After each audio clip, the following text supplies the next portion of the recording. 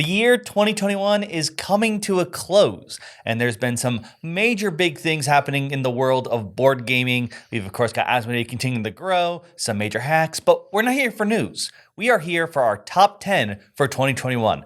We've been doing these lists at the end of each year for a while now, and of course, all the rules will still apply. We're each going to have our top 10, so really a top 20. Though if you've watched our previous lists, they're going to be pretty close. Yes, as you may know, there's often a lot of overlap because we often play a lot of the same board games. And of course, always have to give the same caveats that we didn't play every board game that was released in 2021. Even some of the ones that we had, maybe we didn't play as many times as we could have or wanted to. So there's going to be gaps. There's going to be maybe some things missing here and there. We can talk about some of that stuff at the end of the show. Yeah, in fact, odds are we're going to start off with a list, but there might be some regrets and some other things at the show, so stay tuned past one. What's even more exciting about this episode, not only are we counting down our 10 personal favorite board games of the year, but each game that we add to our list is going to receive our critical hit seal. You can find the full list of critical hits, games that we have put into these top 10 lists in the past at our website. They will be enshrined there as examples of games that we think are worthy of being called critical hits. In other words, games we really, really, really like. So we do start off with one game that does not get a critical hit seal. It's our honorable mention. We each have usually just one, but I don't know, depending on what. Sometimes there's loopholes or weird things that we do. A game that doesn't quite make the list, but for some reason we want to highlight it and talk about it. Will, you want to start? Do you have an honorable mention? I do, and my honorable mention is going to Bristol 1350. This is a game in which you're playing during the Black Plague, and you are hopping from different carts, trying to make it out of the city, and you may or may not be one of the infected. This was a close one. I do think this is one you should still check out because, to me, it's one of the few games I've seen that have very few successfully make it so when you transfer from one team to the other, traitor versus not traitor, whatever you want to call it, that it doesn't feel bad. Got it. Yeah. Social deduction game, one of those facade games, book style boxes that are kind of neat. Okay. So Bristol 1350 for your honorable mention. My honorable mention is going to be a game that I think in other circumstances, in other timelines, other universes, might have been my number one game of the year, but I feel that it isn't quite right personally for me to put it on my list. That game is Unfathomable. I'm marking this as an honorable mention because it is heavily inspired by essentially a remake of Battlestar Galactica, a game that is one of my favorite games of all time. So by that token, I do enjoy this game a lot, but I just feel like it's the same game enough that I don't feel comfortable putting it in my top 10. I actually almost was going to say for honorable mention, but then felt a little cheating. There was a whole group of categories this year that I almost want to be like, we've played them already and enjoyed them, but they weren't different enough. Right. Now, this would be, because the example for this, and maybe I'm spoiling a little bit, would be something like Cartographer Heroes, which is by its base game that. And I'm not counting the maps because those are all separate, like expansion things. It's a standalone game, technically. Yes, but it really is cartographers, and I love that game. But that one already has it, and I feel like Heroes just is that. It's not. There are some games that maybe are very share the bloodline, but have different mechanics. This is something I could switch the boxes and you wouldn't know. And I think Unfathomable, while definitely theme-wise is so different, falls into that too because it is.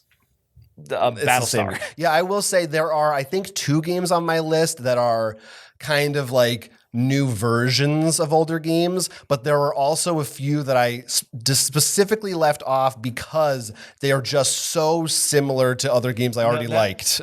We can talk about it maybe at the end. I will say there is one that is like that on there for me that people would argue would, but because we never played the first, it was my first entry into it. Right. So there you have it. Those are honorable mentions, Unfathomable and Bristol 1350. Now let's get into the actual lists itself. These are all critical hits. Now, usually we go back and forth, so I guess since I started with the honorable mention, do you want to start with your 10? I guess that's how it works. Yeah, of course we do it snake style. So I will begin with my number 10. Also, to anyone watching this, forgive us for glancing down at our phones a lot because we can't remember our own lists. So that's just how it is. So my number 10 It's kind of perfect because it leads right off from what you were saying. I put Bristol 1350 as my number 10. Yeah, so the premise of this game is you are all, it's during the time of the plague and you're trying to escape the city before you get infected.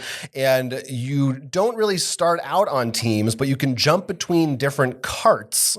And as you're moving along a track, whoever is in your cart, you're sort of working with temporarily. And you could try to get out and make sure you're all healthy, or maybe you get infected along the way and then you try to infect other people, or you suspect someone else of being infected, so you want to kick them out of your cart. And they've done similar things in one or two of their other games that are published in this line.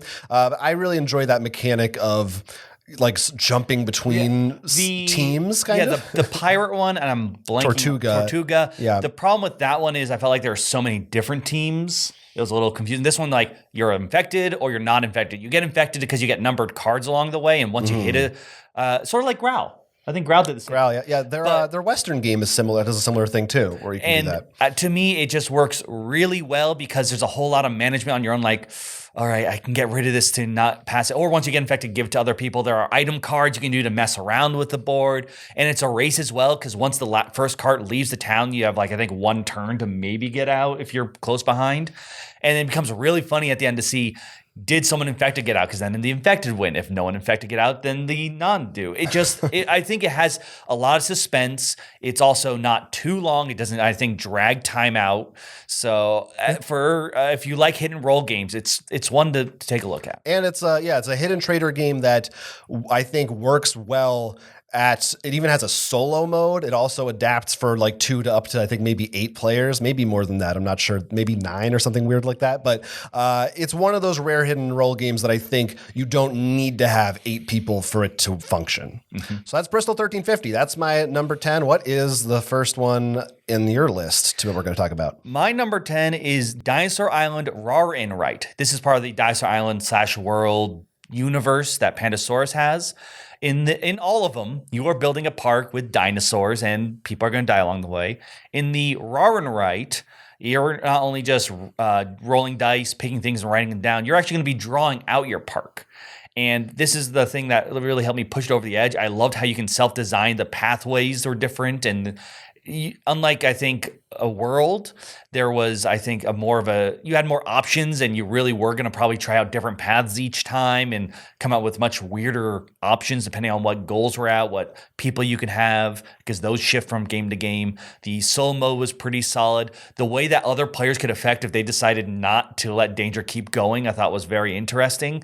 And for a roll and write, it also was much bigger, which there was probably only one other one I could think of off the top of my head, which unfortunately is not going to be on my list because it's going to be one of the regrets, if you know what I'm talking about.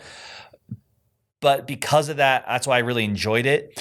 And I think compared to World, I enjoyed it a bit more and why it made the list. Interesting. Yeah. It's Dinosaur Island, Rar and Right.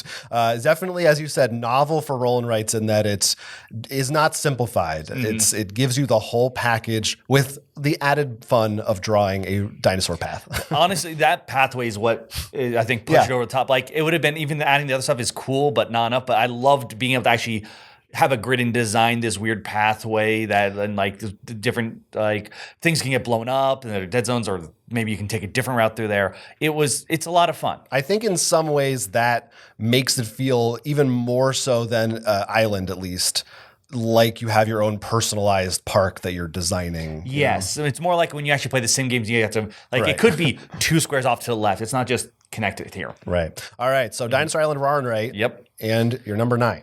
My number 9 is another, I guess this one's a flip and right, and that's Super Mega Lucky Box. Gotta make sure I say that right. You got it. This is a flip and right game in which everyone gets these cards that have almost like a bingo board of numbers 1 through 9. And as you flip cards, you're going to mark down one of those numbers on one of the cards you have. And in turn, those could give you bonuses that have more energy to manipulate numbers or maybe another number. And it can sort of cascade effect. And I found this to be such a fun, small game that had so much going on. It can't fit too many people, but you probably could. And it just was really silly and enjoyable to play with other people. Of course, dry erase cards that you can write on and erase are also something I just tend to enjoy because you don't have to worry about if you ever run out of paper. That is definitely true. Yeah. Yeah. Better bingo, we call it. Honestly, yes. It's bingo where you actually get to have choices. Right.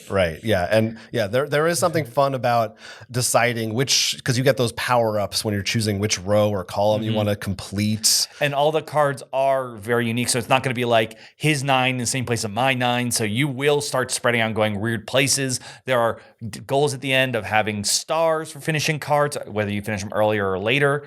There's also going to be bonuses about these moons, who has the most moons or the least moons. And if you're playing more than 2 player, you have to decide, oh, you know what? I'm in the middle. As long as I don't lose points for having the least amount of moons. So I think for something so simple, has a lot of choices there and an easy one to have hit the table. So starting off with a very heavy roll and write and a very light roll and write. Yes. Two opposite ends of that, which just shows you how versatile roll and writes can be, which is something cool about the genre. And 2 roll and writes. So clearly that, that's not going anywhere. No, I think it is going to be like deck builder, something it's going to be with us for a very long time. And I'm okay with that. Yeah, I think that's fair to say. All right, so back to me for my number 9, as I will reference and make sure I don't forget it. My number 9 is one that I sort of crept up on me, that I and how much I liked it more in retrospect almost. And my number 9 is Picture Perfect from Arcane Wonders. This is a game we got to play at Gen Con, and I had fun at the time. And as the year kept going, I kept thinking back on it more, and eventually did pick it up for myself to play more later. And basically, the premise of this game is you are arranging figures behind a screen, little standees, and they are being placed on your board in different squares in different positions.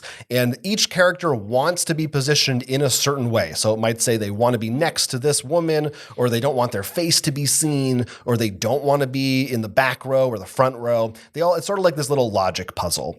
And at the end of the game, you are going to take an actual picture with your phone of it, and whoever meets most of the requirements of the different characters, which you don't know at the start, you're discovering those as you play, is going to win the game, and whoever has the best photo. There's some stuff in this game too that I haven't explored yet. There's like an auction mode and other things that add more depth to it.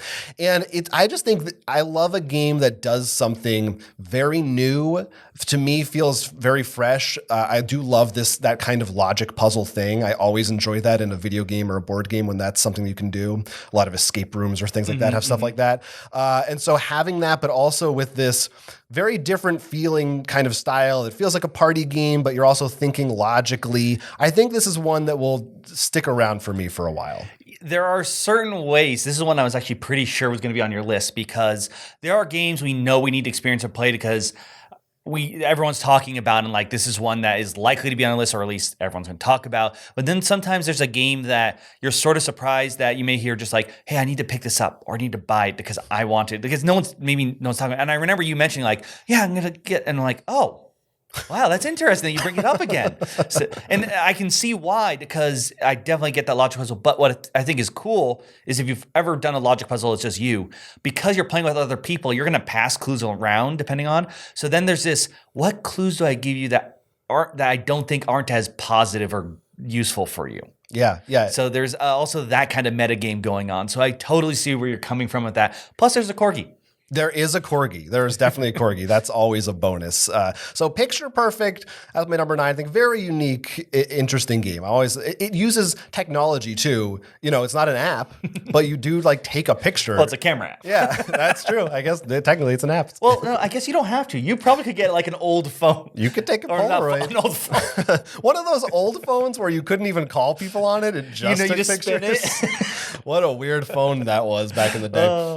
Okay, so that's my number 9. Now my number 8 is really heading into the big leagues. I think this is a potentially controversial choice even for myself. My number 8 is Descent: Legends of the Dark. This is technically the 3rd edition in the Descent line from Fantasy Flight, a dungeon crawler, fully cooperative game this time that heavily uses an actual app, the Descent app that you get with this. And if you ever played a dungeon crawler, that's what it is. You're moving minis around. You are rolling dice to attack. The app is telling you what's happening, where to go, what to do. It's a campaign game, so you're going on quests, you're doing skill tests, all that stuff. And along the way, of course, you're getting new weapons, upgrades, and XP and everything like that. I'm just a sucker for these kinds of games, and I do really like the way Fantasy Flight does them. I don't think this is a perfect game. It can be pretty long, and there are some aspects that I don't know how well they work in terms of, I don't know, player balance and just downtime and stuff like that. But I do really like the core mechanics of it. I like the original Descent. I like the move towards co-op, full co-op. And unlike I know a lot of people who this would never make their list, I do love app incorporated into games. And I think this one is done pretty well, even though, you are sure you're looking at an app all the time. But I mean, it's got a line of sight tool. And for me, that's a big thing. You and me are both very pro app. I think that we made that clear. I agree. And I like that they've done it in a way that at least I find it would be very hard to do without an app. Like, I'm very excited with the way you gather resources. It's not like you gain a wood card. No, it's like you find 20 leather, 5 of this, 6 of that. I feels like you're actually going to do a little more video gamey style. Yeah. I do agree. I think it's rough around the edges in some places.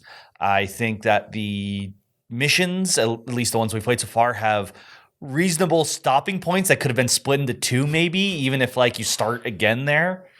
But I'm a fan of how they've taken out the mastermind for both like Mansions of Madness and this. It feels not nearly as bad as one person's behind and just ruining it, the thing, or doesn't get to experience playing as the players.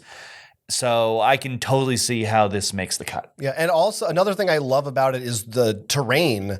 I think they do a lot with what little there is, with just honestly not that many tiles, and with these 3D trees and staircases, they really arrange them in such a way that feels like, oh, this is like a little dollhouse, a little diorama that is actually fun to look at and explore. And I think that goes a long way. I'll say another one of its probably one of its biggest challenges is its competitor is owned by the same company as the Lord of the Rings game. Yeah, it's that and Gloomhaven are really it's big competitors, but yeah.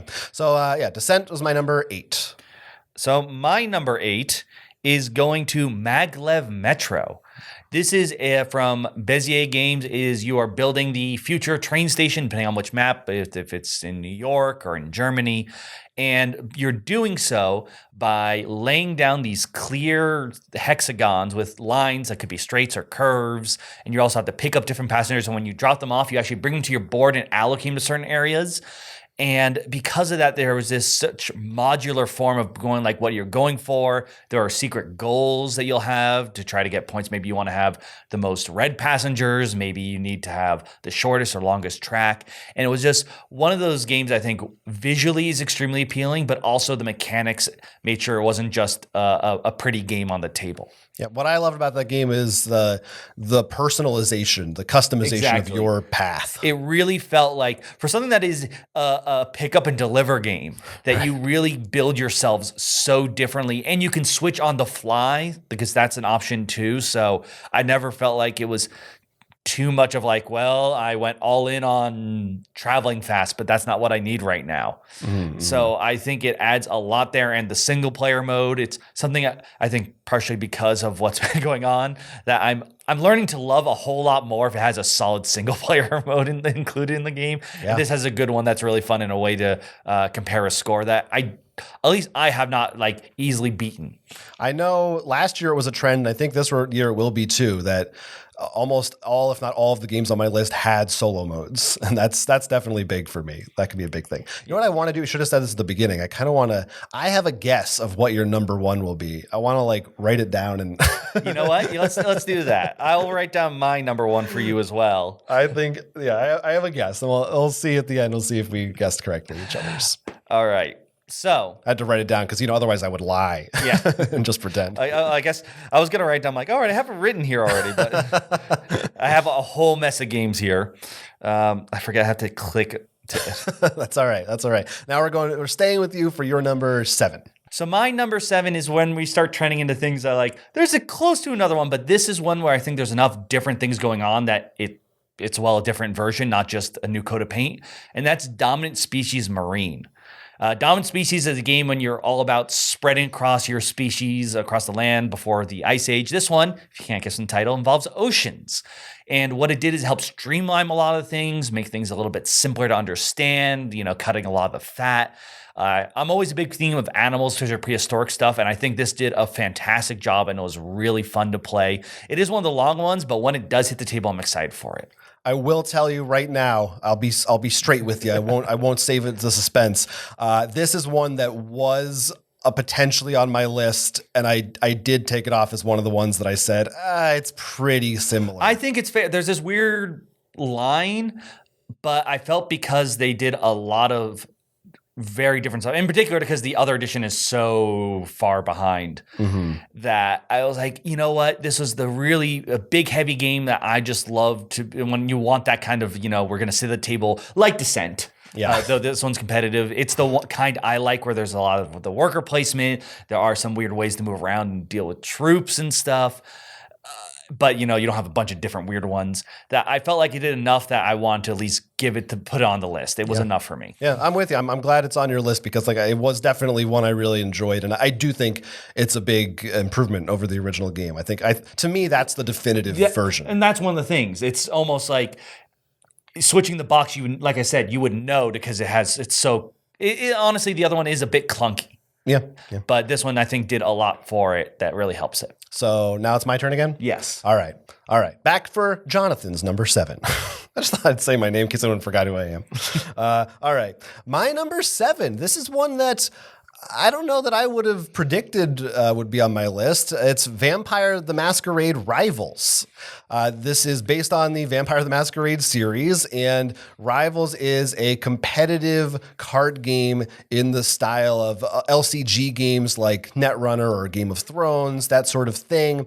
It can be played 1v1 or as a multiplayer competitive setting, and everybody has their own vampires. They're sending them out trying to attack each other. You also have rivals and specific goals that will get you points, and there's a social element, and there's cards that will have people voting and all kinds of other political intrigue that gets involved.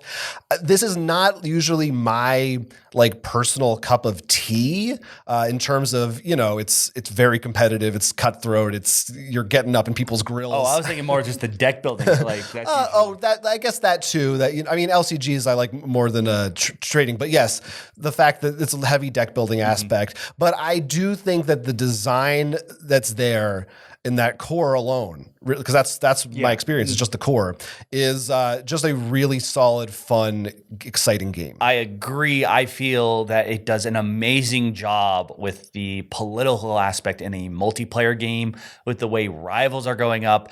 I felt like when the table talk while playing it was very solid, and it's kind of table talk you'd want to support, not just don't trust him. Hey, a lot of yelling at each other. There was a lot more interesting bargains going on, especially with those vote cards whenever they hit, and hidden schemes. And it did seem, for the most part, barring I think one deck was a little bit weak, to balance out if it wasn't nearly as much dogpiling as Game of Thrones, which similar aspect, which is why I think it does a better job at it. Yeah, and Game of Thrones is another game that I really love. The Game of Thrones card game. Yeah, the Game of Thrones. I should that it's LCG. Yeah, right. Which you can. This is an ECG, LCG, very similar, but one's trademarked. Right. Yeah, which both are again they're not the games that I'm personally going to go out and get into and start collecting. But when the occasion comes, somebody else has it on the table. I can't deny that I'm that's just a well put together game. It's a good game. So that's my number 7. Right? Number 7 is Vampire the Masquerade Rivals. My number 6, very different game, and this is a pretty personal choice. I don't know if a lot of people have this in their list, but I put Stardew Valley, the board game. I really love the original Stardew Valley video game that this is based off of, and this one is a fully cooperative game that basically has all the stuff from that. You have a farm, you're going around to different areas, buying vegetables or seeds to plant them, you're digging in the mines and all these different things, making friends along the way. It's adorable. I think there's something about the art style and the atmosphere of it that just really speaks to me. It's definitely can be pretty swingy and kind of random, but I really just liked the overall experience of it, and the winning or losing at the end. Well, I think there could be tweaks. In fact, there have been tweaks. They actually, really? The second printing, they have refined a few things here and there. I think some of the cards are different. I'm really curious now because that was one of, I've never played the video game, but the theme, I was just like, man, I really need to try this video game. Like, I know that shouldn't have been the thing to push me over, but I did love the theme, and I almost wanted it. Like, I remember talking to you, I didn't like the way it ended. I wish it could just continue and got a scoring. That kind of sort of just like lifestyle thing. But I totally see where you're coming from and agree with all those points because the journey was fantastic. Yeah, I love that there's everything you do is like its own little different mini game. And also, if you're, I usually tend to enjoy games that have lots of variability. And this is one where every time you play, the fish that come, the villagers that come out, the tools that you get, the mine cards you see, nothing's ever going to be the same twice. So Stardew Valley for me, not a perfect game, but it's one that I really enjoyed the makeup of. I enjoyed my time with it. That's my number 6. All right. So 6 for me is one that I honestly feel would rate higher if we've played it more. But it is one that, with what time I put into it, I have loved. And in addition, this is probably the one I feel it's only on there because I never played the first version, and that's the Great Western Trail 2nd Edition.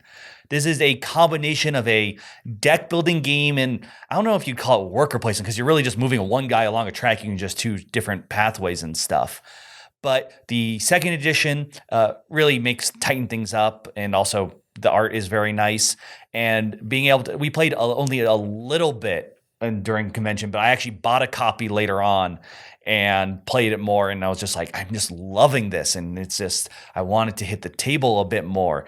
But like I said, it is one that I don't think I have enough experience with to put it higher compared to some of the other things. And I'll definitely need to try it more because I know there's different not maps, but like worlds, and I think some expansions up. But it is one that, like, if you've been tired of deck building games, don't throw it off. Trust me, there's so much more than deck building in this. And so this is your it's a re-implementation, but it's new to you. One. This is the one that was like that. I was just like, this technically should already be on it, but we never played the first one. Right. So it might as well. Like I said, there's so many games like that. I'm like, but we've played it. And like Cartographer's example, I think the first one is on our already critical hit list. Yeah, probably is. Yeah. So Great Western Trail. It is one that I did enjoy my brief time with, and I definitely would love to experience more of it. So that's your number 6, the new edition of Great Western Trail. So my number 5, we're moving on to that, right? All right. Yep. So my number 5 is definitely, it's based on another game, but so different, I don't think it falls in the category we were talking about before. And that's Terraforming Mars Ares Expedition. Terraforming Mars is definitely a game that we love. It's exploring in Terraforming Mars. This is the card game version, and I just found that the choosing of the phases, and I loved all the weird combos that can come up. It was just so much fun.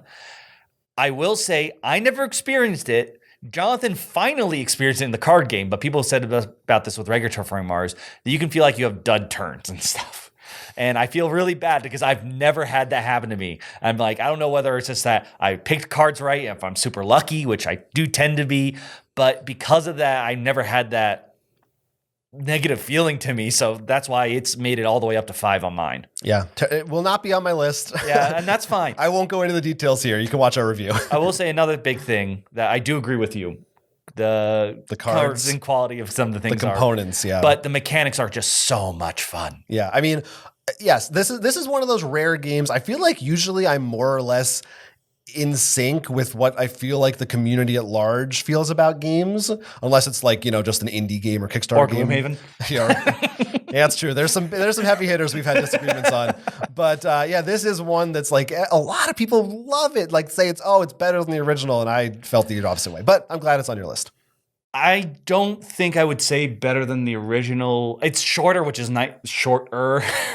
which is nicer, but I'm also, I know a lot of people complain of the original, the art of the cards and stuff, when I was perfectly happy with that. Yeah. So But it is a great one, and it's easy to pick up. So that's Terraforming Mars Ares Expedition, Will's number 5. All right, cracking the top 5. And cracking my top 5 is, I think, the biggest release this year from Stonemaier Games, Red Rising. Based on a series of books, this is a hand management card game wherein you have all different cards representing different characters with different conditions they want met. So by the end of the game, maybe they'll score points for having other cards of the same color in your hand or for not having certain colors in your hand. And every single card is unique. So it's a big gamble of trying to draw the cards that you want, trying to match the cards that you already have, or deciding when you should cut your losses and get rid of something to get something better.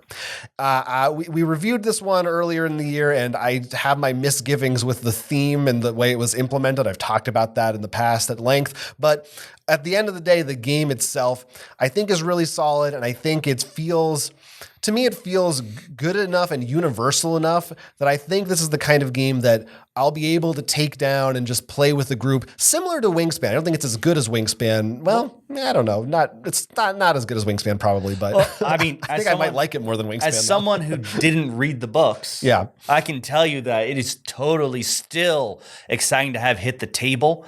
And the mechanics definitely carry it more than the theme, not carry more than the theme, but carry it so that if you're not a fan of the theme, you should be fine unless you really hate anything involving futuristic space stuff. And I don't know what to tell you. Yeah. No, this was one that a little spoiler, just didn't make the list. And I'm really happy you said it because I do think it is one that is a lot of fun. It's interesting because you have, on one hand, you're so limited with what you have. But I don't feel like this was actually, I mentioned with Arnak, which a lot of people loved a lot more than I did, which is strange considering it's a deck builder. But I felt too limited there. When this, I felt like did the balance perfectly. Like I could get that extra card. There is good ways. There are some times there just bad luck where nothing comes out. But once again, the game's not pushing long enough where you feel like you have to sit for 2 hours of that. Easily it's a game that you could be like, let's play another round afterwards. So I totally agree with it being. Yeah, this is one that I think people could throw the exact same complaint against me as we said for Ares Expedition. That's like, if you don't draw the right cards, you could just be stuck or bored. I will also want to point out as of I can think of, it's one of the few games, granted it's the deluxe version, where even the regular version, the card quality is fine, but does something that I wish more card companies did with the gold foiling. We love gold foiling. Well, it's the holographic. This is my complaint, like with Magic and other things. Like I feel sometimes it looks lazy, but this is like it fits the card, it designs, and of course thematically, it is on point. It's a Stonemaier game, so you know it's going to have really pretty stuff to look at. So yeah, just a solid all-around game. I do really think this game, for me, needs an expansion. And I think with an expansion that adds like just 1 or 2 more layers of stuff to do on like another board or something, I think for me that will raise this to being like an excellent game. And right now I just think it's very good.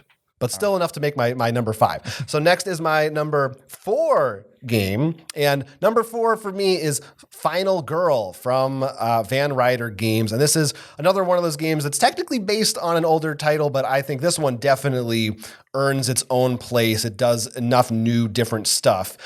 Based on the Hostage Negotiator system, their previous game, this is a horror-themed game only for one player, wherein you are the titular final girl trying to escape some kind of demon or monster or serial killer or something like that. And it takes everything I enjoyed about Hostage Negotiator, the relatively simple setup, fast play, suspenseful, exciting, swingy, dramatic tension, but adds more depth to it. There's a board in this one you're moving around. There's more things to do, and it's a little bit more forgiving. It's not, I don't think, quite as harsh, although it can be fairly difficult depending on what happens. I mean, you can go watch Jonathan's playthrough of Hostage Negotiating Career, which is sort of the campaign version, and watching that, there were times I'm like, man, you just keep getting like ruined by the game. I don't even feel like you're making a poor choice or anything. Yeah. So when you told me about Final Girl and how it made this, I'm like, I imagine it was just like that. Okay, how can we make it so Hostage Negotiator don't have as many of those bad feeling times? Like, keep the suspense. You can have suspense and not have the bad feelings. And it sounds like they did a pretty good job at that. Yeah, it's still, there's a lot of dice rolling, so it's still that thing. But for me, for a solo game, it's kind of like the perfect amount of that. No, I mean, we've played plenty of games that we love with dice rolling. It's just there comes a point sometimes when just the dice are so balanced in such a weird way. And I don't mean like unbalanced dice rolls, but like just what you can happen with a roll feels bad. Yeah.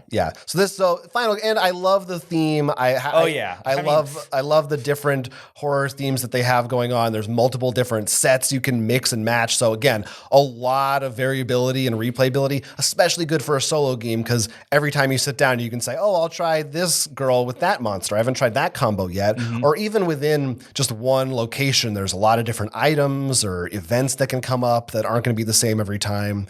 So I think they knocked it out of the park. I think they spent so much time on Hostage Negotiator and expansions. I feel like Final Girl is like the perfect version of that. The final? It's the final. So Final Girl is my number 4. All right. So from 4 and up for me, and I'm doing this a little bit of Clarence, all these games were ones that I really tried to honestly trick people into getting to the table more because I'm like, I really want to play this more. or like felt super bad because like, another person came to hit now, we can't play it anymore or something like that. For the most part, like they were unarguably for me like ones that I just want to keep playing over and over. And this one I know is going to be just a me pick. There is no other reviewer anywhere out there who's going to put this in top 10, just me. And that's the Digimon card game. Technically, it had early 2020, but the official was 2021. I'm wrong. I think this was an honorable mention for you last year. I said I wasn't sure, but the official one's doing this. I want to have 2 years in a row. Yeah, I don't care. The mechanics they have here are so great. How they dealt with as you said, the problem with mana and magic. The way that you play cards is that you have a track and you can be at like 5 memory. And if you go over to 0, that's when your opponent's turn starts. So you can sort of gamble. And also they only have that much. So if you start them at 1, they only have 1 energy to deal with. So it becomes this sort of resource management game of trying not to give your opponent too much stuff. And they've also made it so drawing, every color has it, which is one of the most important things. So you don't have anyone like blue's too powerful and stuff. Its 2 real biggest weakness, honestly, are it's a trading card game. That's always, whether you like it or not. And it's Digimon. Yes, honestly. I think if this was Star Wars, you would love it. I think that was the problem. Like, just like Star Wars Destiny. I honestly am like, that's the one that feels bad because you have to like find the fans of it. If this was just like Star Wars or even like, generic Cthulhu or little cute forest creatures or something, I wouldn't be nearly as having to convince people to give it a shot. It is very funny to me that what are the 2 biggest weaknesses of the Digimon trading card game? Yeah. Digimon and well, that's trading what I'm saying. card game. I mean, the mechanics are so great to me. That's you wish it was a standalone and not maybe the Digimon. But for you, those are not weaknesses. But I mean, in terms of getting people to the table. Right. But I mean, I brought this to every kind of big gaming event we had, and I got convinced one person who wasn't Jonathan to play with me because I'm not going to put you through that. I will, in all likelihood, never play this game, but it's yours. It's you, and I'm glad that you have it. So that's the Digimon trading card game. And also, I will say, compared for other trading card games, very fairly distributed in terms of getting like cards. Like comes with 2 rares and things like that. So very nice, at least in that sense. Okay. And they fixed the promo issues I talked in my review. Okay, so moving on to actual board games again. Number 3, this is another late edition, but one I've been having a lot of fun playing a bunch of solo mode with because it has it, is Cascadia. This is a tile-laying game. It's made by the same people as, of course, I'm forgetting the Calico. Calico, thank you. In which you are building up an environment and with animals. So the way it works, you will draft tiles, but also tokens with animals. Certain tiles can only hold certain animals, and at the beginning of the game, you're going to choose different cards to show how bears score. Maybe they will only score in pairs. Maybe they want to be alone. And same thing with the salmons, the bird, the elk, the foxes. And there's so much fun stuff going on with that and choosing how to pick different things. And you come up with this really cute board. But what I like more than Calco on it is when Calco is very fixed in where you can place things and how big. You can have a really weird shape.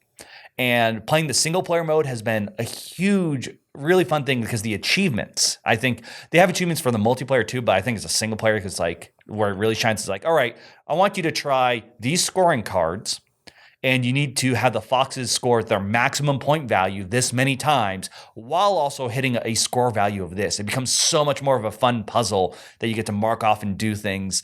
And when I first brought it to the table for all of us to play, I remember thinking, actually worried, this seems too simple.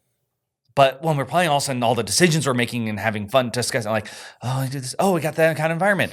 Oh, I have 5 water. Whoever has the most water gets extra points. If I take this tile, I'm beating you now. So there's a lot of interesting decisions that way as well. So I just really enjoying it. I've been kept playing it afterwards.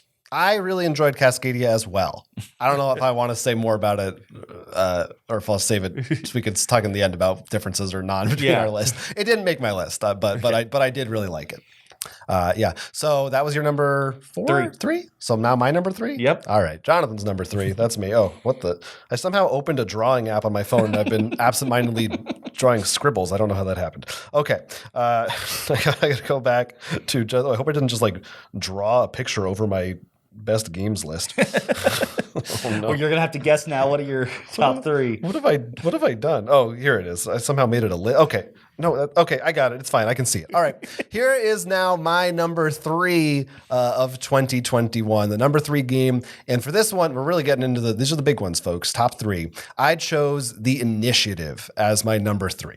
The Initiative is a game from Corey Kineska, who just came from Fantasy Flight and started his own company. So I was very interested to see what would this game be, his first game not in the Fantasy Flight brand. In some ways, it does feel kind of like a Fantasy Flight game and some of the structure, I think, of the way it works. But it is a campaign game, fully co-op, about a group of kids who discover a game. So you're playing a game within a game. And as you play, you're reading comics that tell you the story. And each mission, the goal of the game is to decipher a code by picking up and searching for different code pieces around the board and figuring out what they mean.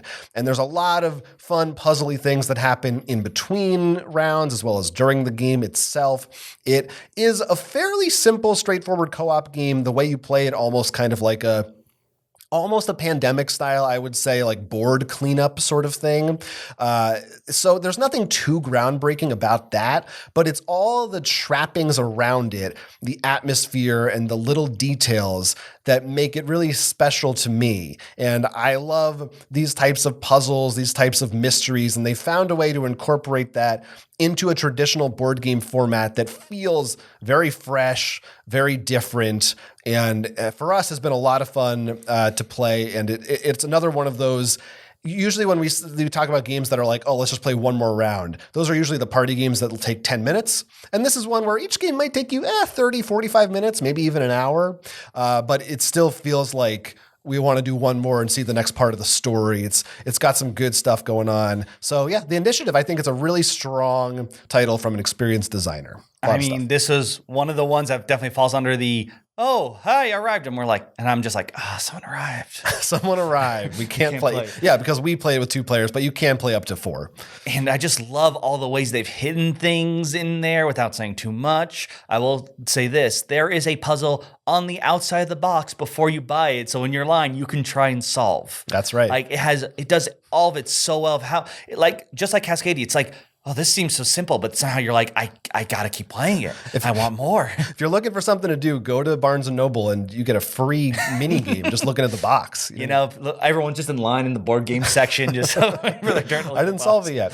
All right, so my number 3 is The Initiative, and now my number 2? Mm-hmm. Oh boy, really getting down there. I don't really need to reference it. I remember what it is. My number 2 is a big game, one of my most anticipated games of the year, and still a game that even putting it so high on my list, I am somewhat conflicted about its position. That game is Oath, Chronicles of Empire and Exile, I say as I struggle to remember the right order of the words in the title. From Leader Games, from Cole Worley, who did Root, another one of my all-time favorite games. This is a competitive area control game that really is unlike any other, quite like any other that I have played. It's a fairly heavy game. You're not asymmetric factions like Root, but it has a similar level of teaching that you need to get across. And they even have a walkthrough in the book, which I actually think is great for first-time players.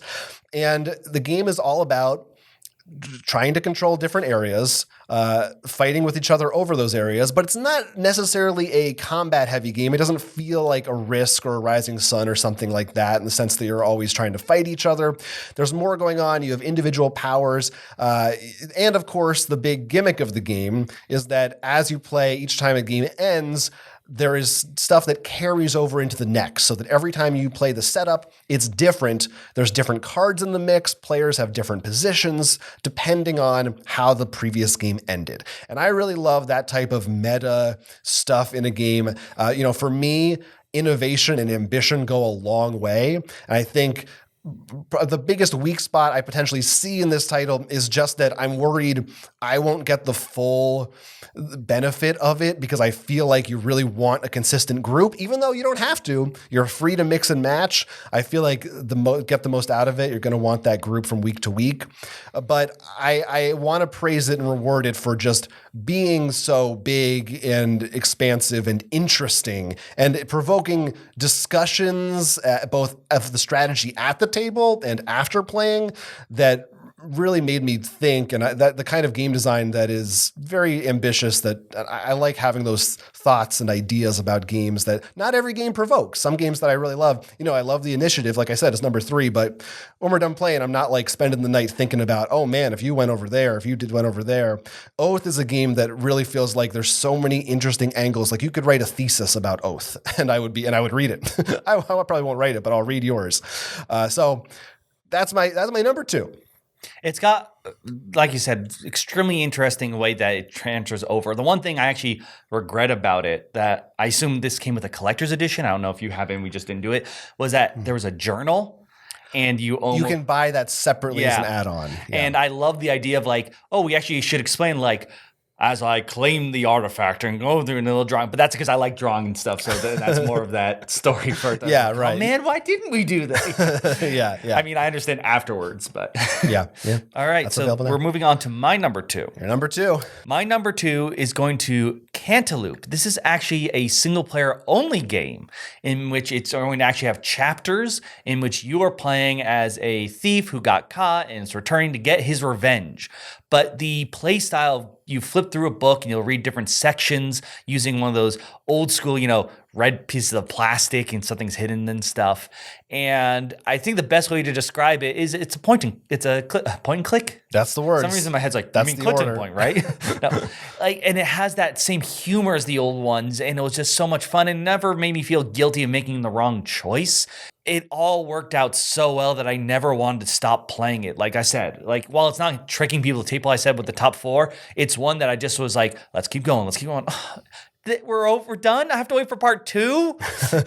I can't. I just always wanted to keep going with it. Yeah, this is, to be clear, this is book 1 was released this year in the U.S. and it's called Breaking into Prison. Yeah, I think it released earlier, but we both are like, no, we got it this year. The English edition was 2021, and they already have in the works books 2 and 3. It's going to be a 3-part series, all of the same storyline. Right. And I think they also said they're making like a spin-off for kids. Well, the system itself, I'm more than happy if they did. We now have a pirate storyline now. We now have a space storyline. I just think it works so well. And in fact, I would love it if, after obviously this storyline concludes, if they actually go back and talk whoever still has the copyrights of the Sierra games, and then Space Quest, the return of the return. I mean, I'm a LucasArts boy, so I'm all about them too. It's so much fun. Yeah. And it worked really well. So, that was my number 2. You tricked yourself into playing that game. You're like, come on, there's nobody around. Play it. All right. Cantaloupe. So, Will's number 1 pick. As you know, we like to share things. So, this seems to been pretty disparate, different ones going on. One of them, some of them are pretty obvious why they're different. But my number 1, was certain was going to be on your list as well. And I'm wondering if you think it was my number 1. And I'll tell you afterwards. The Initiative. This was... same thing, but the multiplayer story aspect, simple yet so complex. Every time that you all right, we should stop now. We think it's this puzzle. And when we flip it over and find out it is, and we're excited, oh my God, let's go again.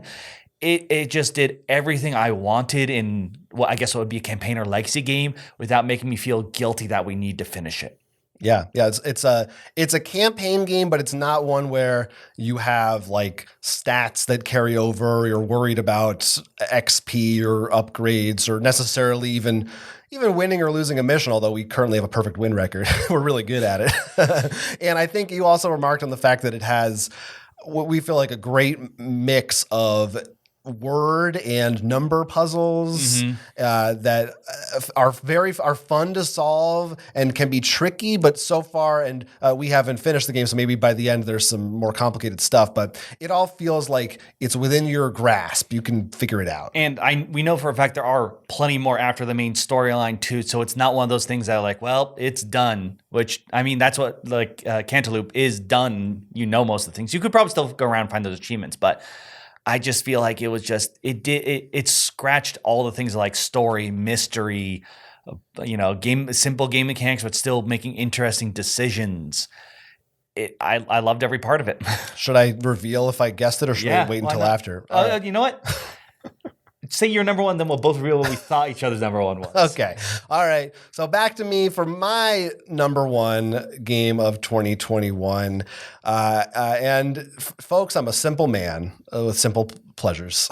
It doesn't take much to make me happy. No. My number one game is Cantaloupe, book one, Breaking into Prison. Now, I feel like for a large swath of our audience, they might have spent the last 10 minutes going, huh?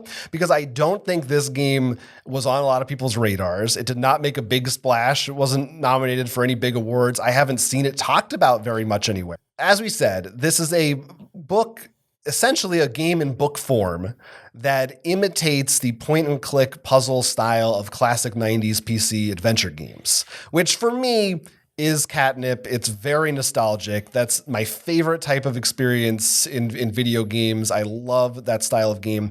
And I feel like we have seen several games in the past that in some way try to emulate that. Chronicles of Crime kind of tries to do it. A lot of the escape rooms try to do it. There's literally the series called Adventure Games, right, that tries to do it. For me, this is by far the best adaptation of that to a board game. I want to be clear. I did not play a lot of those as a kid, so this is not nostalgia talk. To me, it's just the humor is on point. Which many of those games are known for their humor. The style is like the video games, not the Sierra games though, I guess, which are unforgiving. That's why, for me, this is more LucasArts because that's when you can't die. I just know those watching and I watched later on in life and stuff. And I just like the idea, the theme of the humor of like, you're going through and you can just do like, I'm going to interact with that thing. And your character will just be like, why do you care about TV so much?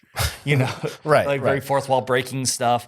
The way also though, how it's designed, how you pull things out and you have little envelopes so you can save if you want to. And I played Jonathan's copy. That's how it worked. And you could pass along and you can talk about like, what you even did. Oh, you got that? How'd you get that? It just, I mean, it does so much right. Yeah, technically you can play this with multiple players. I played it as a single player game, which I think makes the most sense. I could see two players kind of working together and playing through it.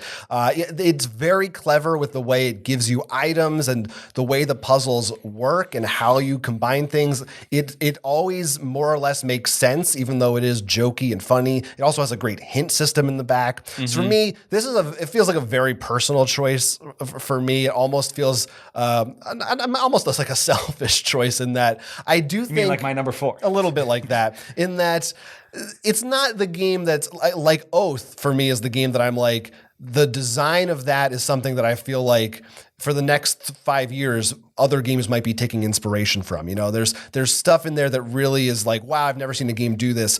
This is more like it's just personally for me, just made me so happy. I usually just think you have my list as that. Other people are like, no one will. What's wrong with your list? I'm like, but this made me enjoy it.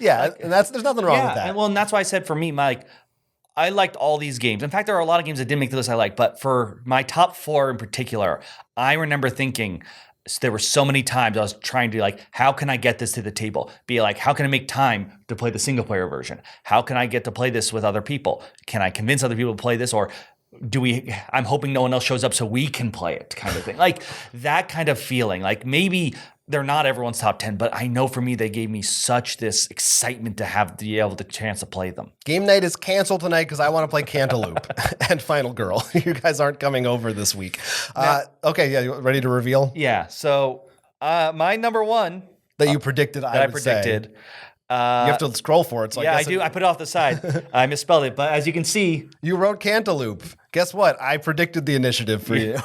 I remember how I feel like of all the games we played, I commented. How many times did I say, "Oh, we are here"? you definitely were the most excited and seeming about that game. So there you go. We know each other well enough, and that was our initiative. Was my number 3, and Cantaloupe was your number 2. So clearly, we're very much in sync. I think those are our favorites. I do think there are things that we are very different on. For example, you will rate anything that has a hidden role or traitor much higher than I versus TCGs for me. But both of us, when it comes to mysteries, stories, and puzzles, if the game does it right and doesn't feel like really quick, we both just like magnets, just straight to them. And a good narrative too. Yeah, those are definitely. And both of them do. Yeah, the stories are great in both of them. I mean, obviously, they overlap for us in a lot of ways. Yes, completely. Let's quickly. I just want to reread for people our top 10s just to sum it up. Mine was in order from 10 to 1: Bristol 1350, Picture Perfect, Descent, Vampire the Masquerade Rivals, Stardew Valley, Red Rising, Final Girl, The Initiative, Oath, and Cantaloupe. Mine, starting at 10, it was Dinosaur Island, Rar and Right, then Super Mega Lucky Box, then we've got Maglev Metro, then Dominant Species Marine, then the second edition of Great Western Trail, Terraforming Mars Ares Expedition, the Digimon card game, Cascadia, Cantaloupe, and then The Initiative. So what are the ones that we had in common? Cantaloupe, The Initiative. Was that it? I think that was it. Wow. That's kind of shocking to me. Also, honorable mention for me was Unfathomable, for you was Bristol. So we kind of shared Bristol. I'm pretty surprised you didn't have Vampire the Masquerade on your list. That one was one of the ones that was on there initially and just got pushed out. I think it does a system that's great. It's just not something for me, not as Warden, but I think it does it right. And I'm a little surprised that Descent, I thought maybe might be on there somewhere too. My problem with Descent, I knew Oath wasn't going to be on there. I guess I'll talk about both of those. I mean, I'm pretty. I don't think I have to argue about. We talked about why mine aren't on yours. For Descent, it was one of those things where I do feel like after we played around, we were just exhausted, and that's not a bad thing per se, but it was enough to be like, it's not on there. It's one I want to keep playing. Don't get me wrong. I think they did I am in your camp where I'm happy, more or less, sort of. I'm happy, more or less, sort of. I enjoy it a lot. Yeah. And I will say, it's also one of the big things. Also, the pricing. That's book 1. As someone who has Act 1. Act 1. Sorry. Oath for me. I didn't see those things that you talked about as much in terms of not the ending thing. The ending thing is completely, I agree with you on all that stuff. More of the general mechanics. I'm a little confusing too with how the ending would work. Like if you switch players, are like, is that thing stay in? And sometimes I'm like, well, it doesn't seem that different afterwards when you shuffle. It's a different goal, but still like you still could win that way. You just need not a fortune card where a vision would come out because that's the way the things shift. But I think it was just not the game style that spoke to me as much while playing it. And maybe, as always with all these lists every year, we might play these games more and our opinions will change. Yeah. So I do have a couple things I do want to mention. Yeah, let's talk about runners-up. Yeah. And things that you really like. Well, we mentioned, like I said, that. Yeah. One of them I want to mention because I know a lot of people ask about expansions. So I do have a couple expansions here, but I want to do it in the runner-up because this game didn't make my list because it needs the expansions to me. And that's regular Dinosaur World. I thought that, to me, the basis in the end, all the games I played, was I would still do a very similar strategy. I don't think it was nearly as interesting. I felt actually very limited with the Jeep tours. But when you throw the expansions in, there's a lot more of I'm actually happy with how I build things, even if my Jeep doesn't visit there, because the mammals actually want to see what's built around them more. The sea one is actually fantastic if you play the single player mode because the dinosaurs don't escape as much. And the hybrids have this high risk reward and make things a lot easier if not a lot of herbivores come out because you have something that counts as both. So to me, Dinosaur World would have made my list if you count the expansions. And while I did include the expansions in my review talk, to me, I did cut it out of the list because I'm like, if you just get the base, it's not as good. So Raw and Right made it over. Yeah, well, because you actually make your park, and I feel like everything's important. When playing Dinosaur World, I talked about it. I felt like half your tiles were junk. Yeah, you know, at least for that's me, no good. that's what happened, and I felt like it was very easy to go into the same strategy. Anything else that didn't quite make your list? We already talked about a bunch. For example, Red Rising. Really enjoyed that a lot. Honestly, a lot of things said Vampire Masquerade. I mentioned Cartographer Heroes and Horrified American Monsters, mostly because I'm like, well, I don't think you would tell if you played the other version, but I do love them. And I love the American cryptozoology. Thank you. I was about to say cryptocurrency. Not cryptocurrency. I do think those are there's a Yeti coin. really good games that you should check out. It's just they have other versions we've already talked about probably before. Yeah, ones for me that, again, I'm so sorry. I don't know why I'm stuck on a... I will say one more while you're finding that. Brew was one I enjoyed a lot, but I felt like need to play more. And also, there is some randomness with the dice, I think. Once again, I had a lot of... I loved all the games that are on my list, but Pandasaurus did really good this year. I will say that. There's a lot of things that I kept noticing, like Pandasaurus. Wow, you know what? I mean, you just saying that right now. What was it? Wow, and it wasn't on your list either, and I honestly forgot about it, and I feel like it kind of deserves a spot. And now there's always. I'm now really curious what it is. That Time You Killed Me. Because I will say two-player games have a much harder time with me. But that one does do something so unique that it is something worth taking a look at if that is your jam. I have to be honest. I almost feel like that might have nudged out something of like my number 10 spot for my list. I think we now have to put an update. I completely forgot about it because I did think, so That Time You Killed Me is the... And I do think it's fair if someone might point out, well, if you forgot about it, why is it on your list? It was very end of the year. Like we played it a week or 2 weeks ago. So you might be you forgot. Yeah, and that it's a two. I do think that game has a really strong. I'm gonna keep my list as it is. I won't make changes. I'm gonna live with it. I still like my other 10 games, but yeah, that in terms of talking about the games that like do something different, ambitious, innovative. That's a really cool game. I mean, I said in the review, if you like two-player games, you should look at it. Yeah, you should pick it up. And that's another one, sort of like it has a lot of great humor in it. Yeah, funny stuff in the rule book. Some of the ones that for me were in the category, as we said, of not different enough. There was one, even though it was new to me, I didn't include the reprint of Galaxy Trucker, which I did really really like, but. Just, I like the same it game. only because you had the old one, but you never had the time to play it. It was the first time I played it, but it was still, it's the same game pretty much. Same with Quest, which is very similar to the Resistance, but I do like it a lot. There was another one that was in that category, and now I can't quite remember what it was because I couldn't get my phone to work. Another ones that are just runners up for me. Cryo, I did really enjoy. I liked, but didn't get to play that much. I didn't actually get to play that one, so I know that was worker placement sci-fi game from Z-Man. Very solid worker placement game. So Clover, pretty fun party word game. Didn't make my list mainly just because I felt like it didn't. I feel like I already have 4 of those games, even though I did enjoy my time with it. Those are some, another one I also really liked was A Gentle Rain from Mondo. That was a cute one. A very fun like tile placement, very calming, mostly solo game. So before we go to the regrets, I want to just go over the expansions. Obviously, like I said, the Dinosaur World expansions are top notch, and you should pick them up. If you want to do Dinosaur World, get those too. But some other ones that to me were fun. This is no particular order because they're expansions, and I feel like that's much harder because it depends on the game. Arkham Horror, I'm always a fan of those. The Secrets of the Order was fun for that. But the big one I want to point out is The Edge of the Earth because I did get that. I haven't played through the whole campaign, but let me tell you, John, that I'm really angry that they didn't start off the LCG like this because the box is actually really nice. You have all the rules in a ring binder and stuff.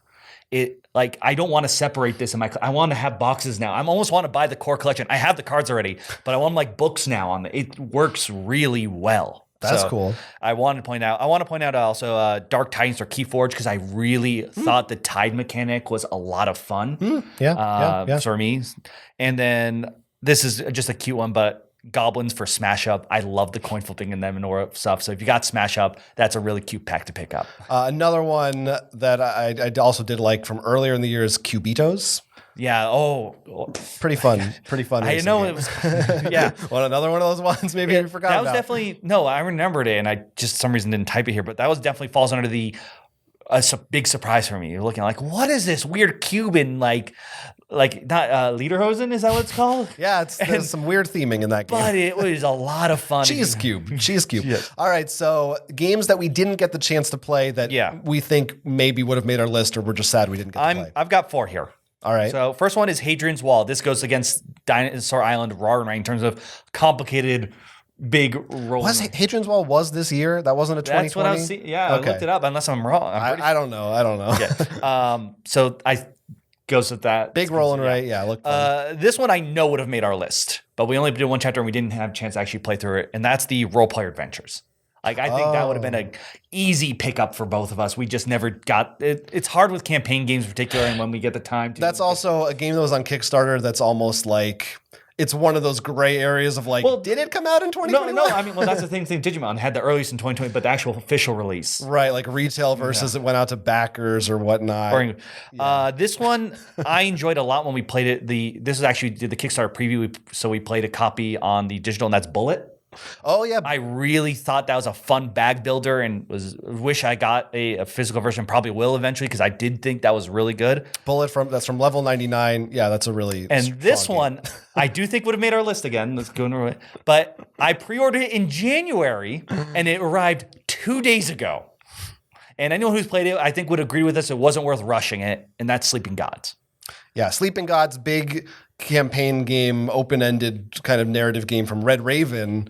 Definitely that is probably for me one of the ones that we've been anticipating for a long time. Yeah, it was really annoying because I remember hearing people talk about how good it is. I'm like, oh, my pre-order is still.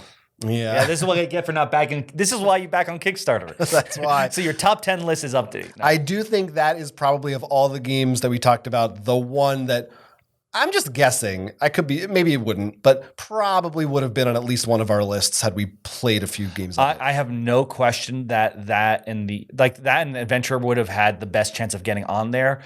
I honestly think Role Player Adventures. Yeah, Role Player Adventures. And I think both of them in particular, probably Sleeping Gods, just from what I know and have heard, had a chance to break into both of our top 3s. No, pretty strong word, but we'll never know. Another one for me that I wish I had the chance to get to the table is Burgle Bros 2. Mm-hmm. Really like the original Burgle Bros, and this one has a lot of different improvements upon it. So but other than that, Sleeping Gods. This year, not as many big regrets for me in terms of what we didn't get to play. We played a lot of games this year. Yeah, it wasn't big regrets as much as maybe. I think my biggest regret is just sometimes some of them didn't get the light they deserved. And I mean, like, I agree with you completely in the case of Oath, just the time, because sometimes it needs a lot more time with these stuff, and it's much harder to make sure we all get together for the right thing and stuff. But there were a lot of games. Sleeping Gods really, like I said, the 2 I said were the biggest ones to miss, just because I feel like they're big games that I know as big thematic people we would like. But it also felt like a lot of games, as I said, it sounded like you two were like, I've played this before, though. Does it count? Yeah, this is what I want to say, kind of, looking back at our list and also at 2021 as a whole, in terms of the kinds of games that came out and everything like that. I don't know if I'm just, I think as I get older and more jaded and we play all these games, I think I'm getting harder to please, to be honest. I had some difficulty making this list in the sense that there were several games that I felt like those were good games, but that I didn't quite get so excited enough about that I was like, oh, that's definitely a top 10. Honestly, I kind of struggled a little bit to decide what to fill out my list with. Not because there were so many fighting, but because it was like, yeah, I liked that one. Is it a top 10?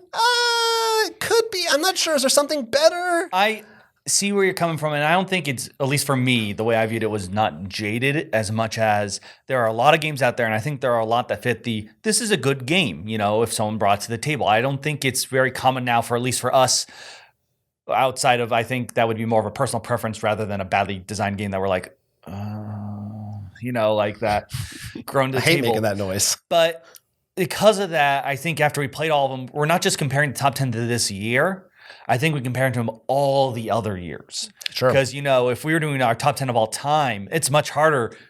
Well, let's look at Battlestar. How would all 10 of these games get thrown into Battlestar? Like, how many of these do you think would crack make a new top 10? Or do you think the top 20 that we made is still intact? And I would say it probably still is pretty close. I think it's very hard when there's something that just you love, whether it be a new mechanic or something, not a new mechanic, a classic mechanic that you love. And it's just like, that was the first time I saw it implemented that way. And that's how I like to see it. Mm-hmm. And I think it's very hard to see that you have that. And that's, I think, the bigger issue is it's hard to just look at 2021. And I will say, by the way, there was a lot of 2021 great hits that are 2020 games I didn't get to play. I'm not even bringing up. Right. And not in the sense of like, Kickstarter 2021. I mean, like, it was officially released, no question, 2020.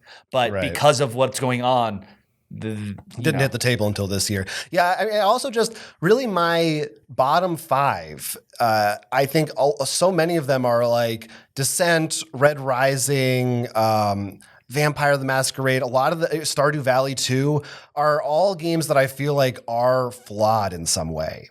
And I really enjoyed, but it's like, with an expansion or with this or that. And that does kind of bum me out that it was really only like, I feel like my top 3 or 4 are really the ones that I was like, that's a 10 out of 10, like they nailed it. And, maybe that's just, I don't know, I'm getting more critical and I think harder to please. The other thing I think, which speaks to what you were just saying, that I think we do have to acknowledge is that until June of this year, we were not playing games in person. So this is still a weird year, even though we did get vaccinated. We've been having in-person game nights. There was a big period of time when there wasn't a lot for us to do. Even then, I would say with our own game nights, and I don't know what your all experiences are, that they, for whatever reason, I felt became much more unpredictable in terms of the player counts. I feel like before, like, we always had swings, but we could guarantee usually 3 to 4 was a safe bet. It wasn't anymore. Sometimes we had a huge amount. Sometimes one of us couldn't even make in something, or something would happen, or someone come just as we set up like the initiative or something, so we didn't play that. It just felt like it was much harder to feel we knew what we could play. No one knows how to do things anymore since being quarantined. Everyone's still trying to work their way back into society. And, now we've got Omicron. And not to end on that down note, but we might be heading back to that place or not. I don't know. Then going back to something you mentioned in the very beginning, seeing more and more games that have a strong solo player mode are going to be something that I think we're going to appreciate a whole lot more. As well as games you can play somewhat easily online with people. Absolutely. Yeah, I mean, well, this wasn't this year, but I know one of the big ones last year that we both agree was the Forgotten Waters. Forgotten Waters, yeah. And RPGs, we're finding more ways to do that and stuff. And I will say, roll and writes do a lot of that. Those are pretty easy.